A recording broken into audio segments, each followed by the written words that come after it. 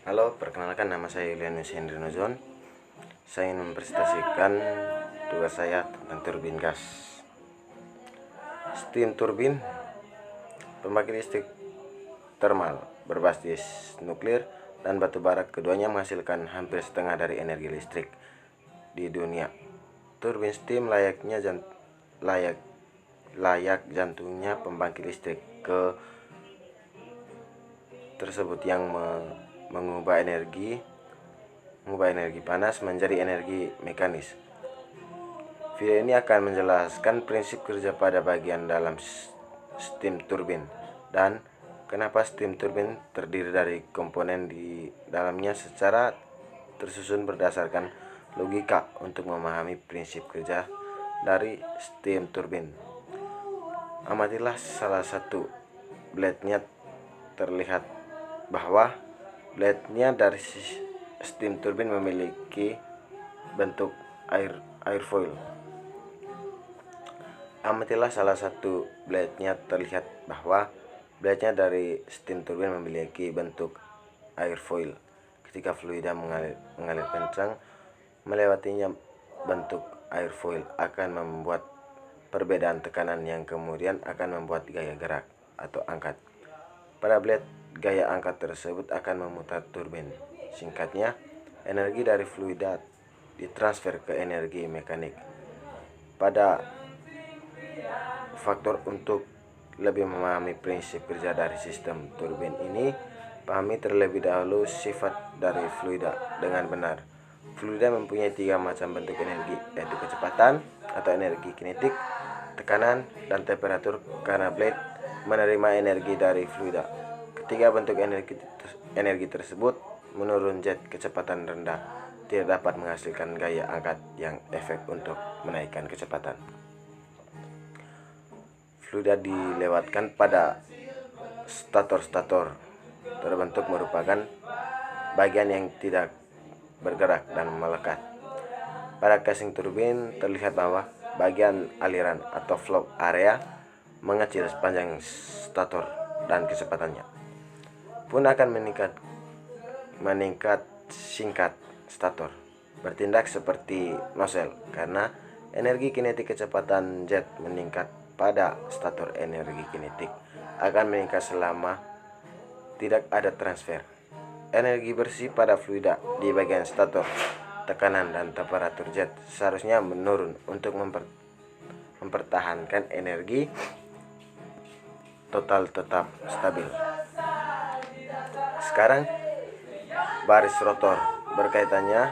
Berikutnya ditambahkan stator. Juga memastikan juga bahwa alirannya keluar darinya akan berbeda pada sudut yang serang yang optimal. Kesep throttle berikutnya. Setelah itu set nozzle lain ditambahkan. Banyak seperti itu digunakan dalam turbin. Uap ada salah satu faktor penting saat mendesain turbin. Uap yaitu derajat reaksi. Istilah itu dihitung dengan membagi energi, tekanan, dan suhu dengan perubahan energi total pada rotor. Energi, tekanan, dan suhu bersama-sama disebut entalpi derajat. Reaksinya menentukan jenis turbin uapnya. D kali O kali R sama dengan apa? Tekanan uap mengalami kecepatan liran akan menjadi terlalu tinggi. Inilah alasan mengapa bila turbin uap terlalu panjang menuju outlet, Anda dapat melihat berapa lama bilah turbin tingkat terakhir dibandingkan dengan bilah turbin tingkat pertama.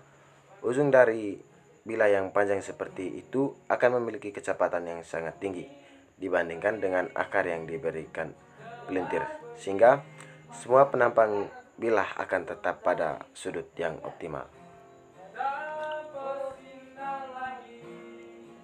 Jenis turbin besar ini digunakan untuk satuan-satuan yang simetris. Kita dapat melihat bagaimana uap dibagi rata antara unit-unit ini. Pembangkitan listrik berkapasitas tinggi menggunakan berbagai tahapan turbin seperti turbin tekanan tinggi, turbin tekanan menengah, dan turbin tekanan rendah. Semua unit ini terpasang pada poros berputar tunggal. Poros-poros putar dihubungkan ke generator.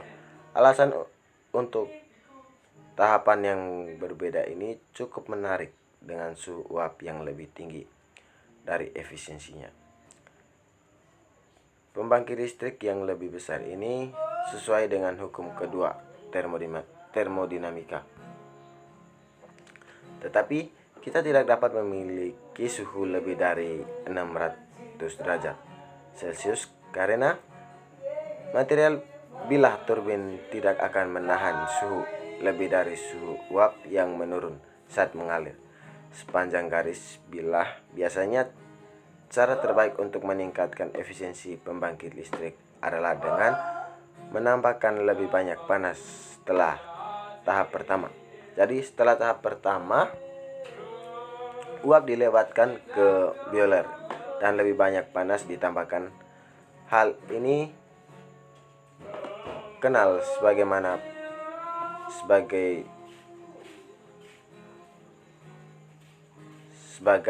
pemanasan ulang. Hal akan meningkatkan suhu uap lagi sehingga menghasilkan efisiensi dan keluaran pembangkit listrik yang lebih tinggi. Salah satu masalah yang menantang dalam pengoperasian pembangkit listrik adalah menjaga kecepatan turbin uap. Konstanta ini penting karena frekuensi listrik yang dihasilkan berbanding luas dengan kecepatan generator, tergantung pada permintaan daya loader kecepatan. Turbin uap akan bervariasi untuk menjaga kecepatan turbin uap konstan. Digunakan mekanisme aliran uap. Jika turbin uap berputar dengan kecepatan yang lebih tinggi, maka katup kendali secara otomatis akan mengurangi laju aliran uap ke turbin hingga kecepatan menjadi normal. Jika turbin berputar dengan kecepatan rendah, kebalikannya akan melakukan dengan cara ini. Keseimbangan permintaan daya akan disinkronkan dengan sempurna. Impuls turbin. Impuls turbin merupakan turbin yang cara kerjanya merupakan seluruh energi potensial, tekanan, dan kecepatan yang tersedia menjadi energi kinetik untuk memutar turbin sehingga menghasilkan energi kinetik. Energi potensial diubah menjadi energi kinetik ketika pada nozzle yang mempunyai kecepatan tinggi membentur sudut turbin, setelah itu membentur arah kecepatan momentum. Oke, terima kasih. Ini hasil presentasi saya pada malam hari ini. Jika ada kata-kata yang salah, saya mohon maaf. Sekian dan terima kasih.